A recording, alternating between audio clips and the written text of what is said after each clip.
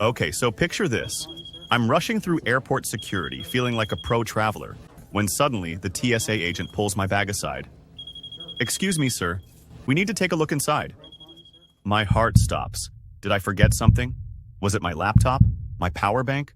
My tiny bottle of hair gel? I had no idea what I did wrong. Turns out, I had a banned item in my bag, and I was about to say goodbye to it forever. But don't worry. I'm here to make sure you don't make the same mistake. Let's go over exactly what you can and can't bring on a plane in 2025. Alright, let's talk about something that confuses a lot of travelers. Carry-on size limits. You think your bag fits, but when you get to the gate, surprise! You're forced to check it in and pay extra fees. Trust me, it's a pain. Most airlines follow the standard carry-on size, 22 by 14 by 9 inches, 56 by 35 by 23 centimeters, including wheels and handles. If your bag is bigger than this, it's not a carry-on. It's a checked bag in disguise.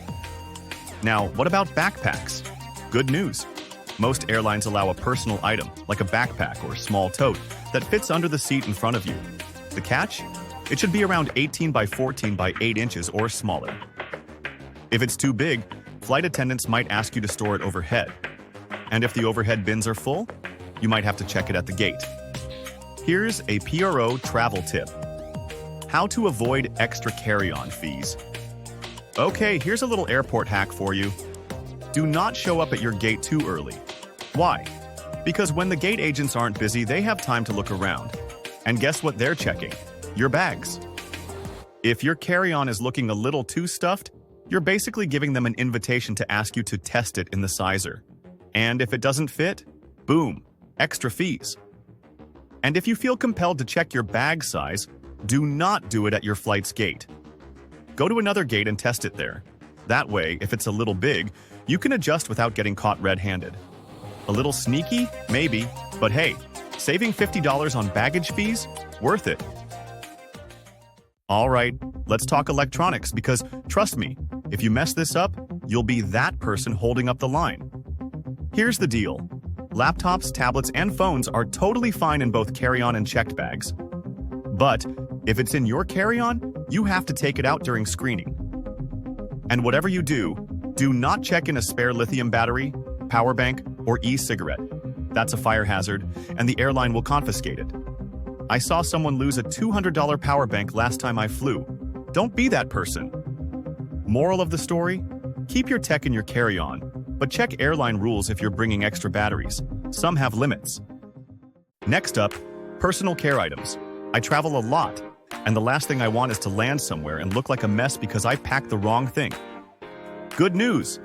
Hairdryers, curling irons, and electric razors are totally fine in both carry-on and checked bags. But if your straightener is cordless and runs on lithium batteries or butane gas, you have to keep it in your carry-on. Also, no extra butane cartridges allowed, period. Oh, and razors. Disposable ones? Fine. Straight razors? Checked bag only. Learned that the hard way once. Rest in peace to my favorite razor. Okay, let's settle this once and for all. The 311 rule is not a suggestion, it's a law of the skies. 3.4 ounces, 100 milliliters, per container. 1 quart-sized clear plastic bag. 1 bag per passenger. If it doesn't fit in this bag, it's getting tossed. I once saw a guy try to bring an entire bottle of cologne in his carry-on. Yeah, security had a fun time with that one. So, moral of the story, travel size everything or check your liquids. And if you're carrying duty-free alcohol, keep the seal intact until you land, or security might take that too. Now, let's talk about some absolutely wild things people try to bring on planes. You won't believe what I've seen. Knives longer than 4 inches? Nope. Checked bag only. Pepper spray? Most airlines say nope. Fireworks? Please don't. Just don't. One time I saw a lady try to bring a full gallon of homemade hot sauce in her carry-on.